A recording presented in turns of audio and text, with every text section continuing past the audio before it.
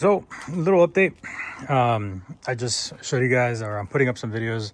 I ended up getting the motor put into this one, so it did end up having rod knock. It spun bearing number 2. So I had a spare motor off of one of the recent pickups I just put, which I'll put a little video of that. It was a true barn find. GSX, I ended up pulling the motor and drivetrain out of it. I needed the tranny. Anytime I can find all-wheel drive components, I try to take them. But it had a good motor in it. Looked to be rebuilt. I did a little refresh on it. I'll put some videos in this video as well too. Did new intake manifold gasket, rear main seal, and just kind of went through it just to have it a little more freshened up. But definitely showed signs of it being a rebuilt motor, which is nice. Transmission's in, just waiting on an axle that gets here tomorrow.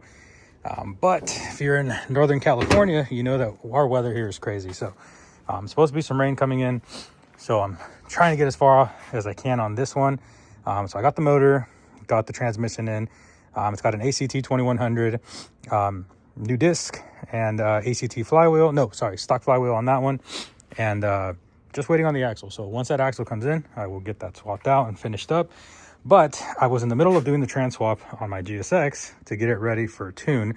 It is getting... So I have an FP green for it. It has FIC 1200cc injectors. It's going E85. And my last transmission that was on had a very notchy second gear. So the last thing I wanted to do was throw all this power, throw the torque at it, and blow the trans. So pulled it, figured it'd be good to save for parts. Put the transmission on the parts car that I got, which did shift good. Previous owner said it shifted great. And I put in a, doesn't look new, but I was struggling to put the transmission on. I have done this so many times, and for whatever reason, this time it just did not want to go in. So swap that out. Here is the new transmission going on. This is the old one. Has a notchy second gear, and as I was pulling it, it broke one of the rear trans mounts. So on this side here, it snapped right there. Never had that happen before. Threads look pretty decent in there. So it must have been that I either used the wrong bolt or it just was over torqued. So good thing I have the other trans in. So I ended up pulling the motor. I hate struggling with getting the transmission on from the bottom. It takes 20 minutes to pull the damn motor out when everything else is already there. I should have just done this. I lost 4 hours of day struggling with it. Maybe I'm exaggerating, but point being, pull the goddamn motor if you're gonna do a trans swap on it. It's not that hard. So I will update you guys once it's out. Since it's out and I know I'm gonna hit some rain, I am going to clean up the engine bay. When I got the car repainted, they destroyed my engine bay. It actually looked pretty decent before. Trying to, again, see the positive side of it. I ran out of time. I was really hoping to get all this stuff done by today on this car, get the clutch in, get everything done, drive this car out, bring the Talon in, finish up everything for tomorrow to beat the rain in the garage. But it did not work out in my favor. So, yeah, this is overspray. How? How do you do that? Crazy. So anyway, I'm going to clean it up. I actually ended up picking up another non-cruise control cable just because this bugged me a lot, even though I probably could have just cleaned it up with some paint thinner or acetone. But yeah, so I was putting on the transmission and I started noticing that it wasn't going in right. Last thing I want to do is strip out bolts on a motor and deal with all that just because for whatever reason it didn't want to work. So this is the old setup, 16G. Really solid 16G. This thing spooled great, almost no shaft play. This is the one that did have a slight work on the head. Basically stock, just a little angle job and a refresh on it. And I don't know. Now that I'm doing this, may or may not just go with that split thrust bearing block right there in the back with a built head, Kelfer 272s. But for the FP green, everything and everybody I talk to is telling me that these stock cams is more than enough for that FP green. And if anything, I'll lose power going with the Kelfer 272s on a stock setup. So I'm trying to kind of push these stock blocks. It's very hard to find a built motor around me. I figured once one of these is out, then I can kind of get the build going. So I have that split thrust, that block looked great. It looked beautiful. And that built head is damn near fresh. Calipers are almost brand new. So I have some options, but as of right now, this is a 97 motor. It is extremely low miles. It's super clean. And I think I'm just going to kind of send it on this one. And then if it does give out from now until then, maybe by then I'll have that motor built. So I'm going back and forth with it. But if you have any input on if I should or should not put the built head with the 272s for the FP green, if you think it'll actually gain me some power, please shoot me a comment, shoot me a message. I want to hear from you guys. I'd love that to be a discussion point because there is a lot of mixed information about that. Everybody says big cams, big power. I'm trying to kind of learn the full details of setups like that, and it's really seeming like the stock cam on a stock intake manifold is like the perfect ideal setup for the FP green. If it was an FP red, FP black, wouldn't even be a discussion. 272s all the way, send it. FP green, I've never dabbled in that turbo setup. I've had it before, but I've never pushed it to its limits. I kind of want to push it to its limits on the stock block. A lot of people have gone away with it, and we'll see. So stay tuned again. This video is going to have a lot of different inputs of it, from me assembling that other motor for the Talon and then now doing this one here. So I will definitely try to get you guys a fire video on the Talon. I'm excited for that car. Even though it's the cheapest car in my fleet, this one is just, I know this car like the back of my hand. The Talon, for whatever reason, I miss front wheel drive torque steer. I don't know why, call me crazy, but they're two different cars going from a GSX to a GST, each its own animal. So again, shoot me some input, show me some info, and yeah, catch you guys soon.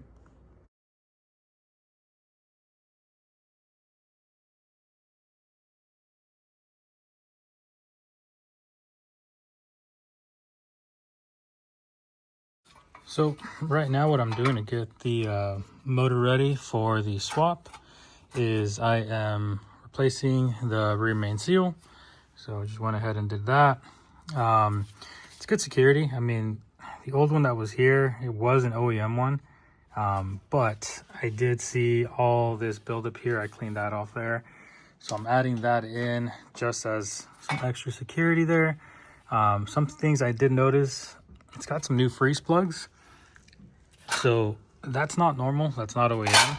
So either this was rebuilt at some point, or actually for sure it was rebuilt at some point, because that is absolutely not a factory piece.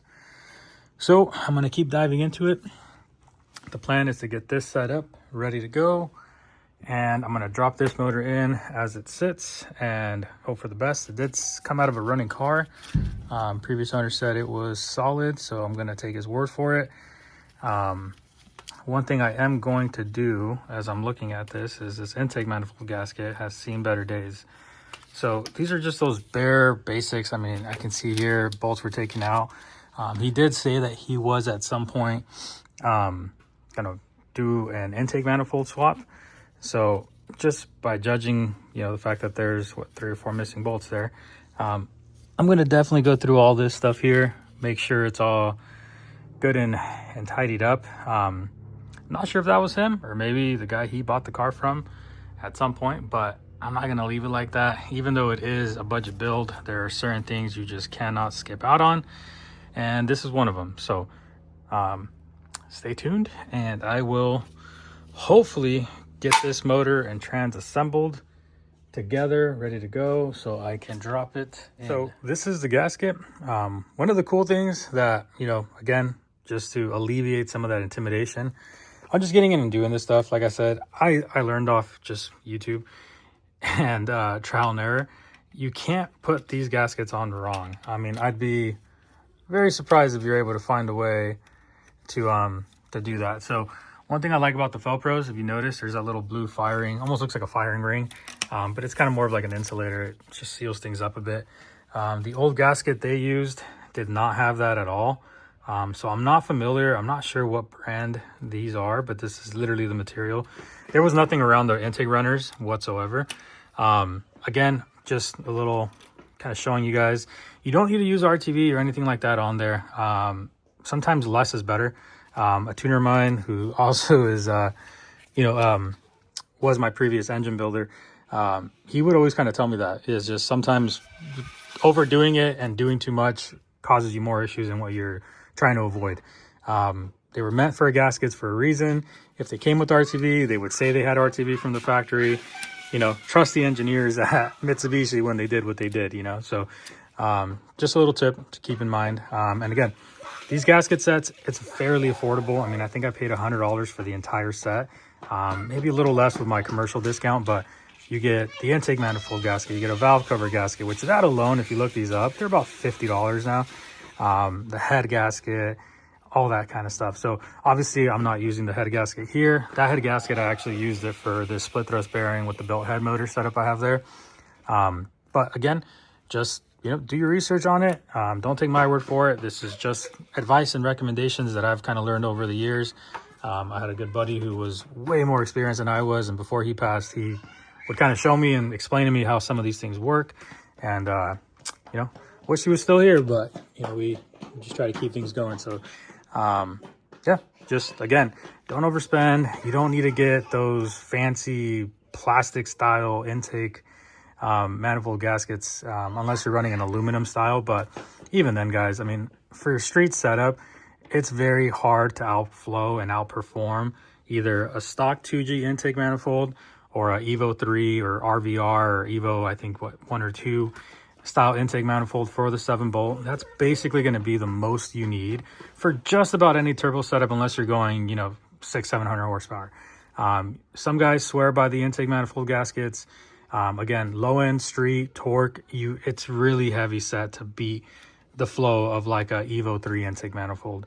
That's what I would be running, but they've shot up in price. I used to find those $100-$150. Now good luck finding anything under $350-$400.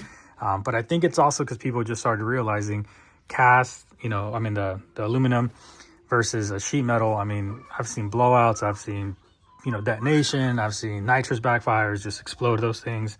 That's why Magnus and all that kind of came with some reinforcings on their intake manifold. So I've loved the stock setups. I love the stock intake manifolds. If you really want to get fancy and really kind of get a little more out of your airflow setup, you can port match them, you can polish them. Kurt Brown used to have that before he passed away as well too. He, you know, did the porting and they had really good results from it. So little added tip to that, you know, you don't need to spend a whole lot of money to make some good power. So as I'm putting on the intake manifold, I thought it'd be a good time to maybe, again, show you guys a little bit of tips that I do. When you are torquing it down or tightening it down, I highly recommend you start from the center and work your way out. So similar to a head, tighten here, tighten here, tighten here, tighten here, tighten there, tighten there. Center, work your way out. Just a little tip.